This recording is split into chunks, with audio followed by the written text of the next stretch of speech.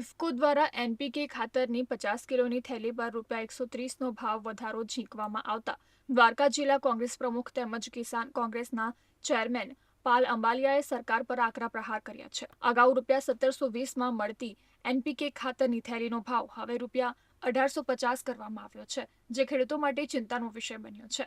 પાલ અંબાલિયાએ જણાવ્યું હતું કે ખેડૂતો માટે આવશ્યક વસ્તુઓ જેવી કે દવા, ખાતર, બિયારણ, ડીઝલ અને મજૂરીમાં સતત ભાવ વધારો જોવા મળી રહ્યો છે, જ્યારે ખેત પેદાશોના ભાવ દર વર્ષે વધવાને બદલે ઘટી રહ્યા છે।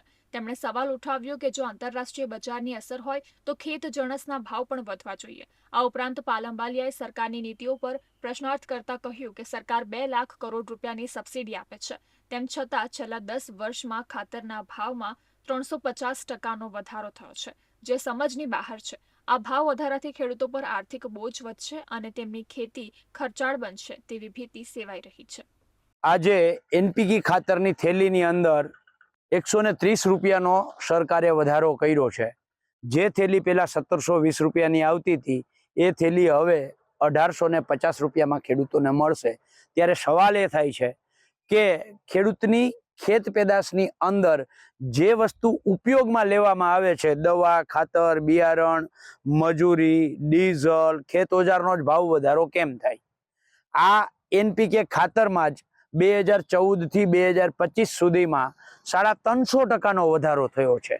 કેન્દ્ર સરકારે 1,50,000 કરોડ રૂપિયાનો વધારાની સબસિડી એટલે કે 2 લાખ કરોડની સબસિડી અત્યારે કંપનીઓને આપે છે।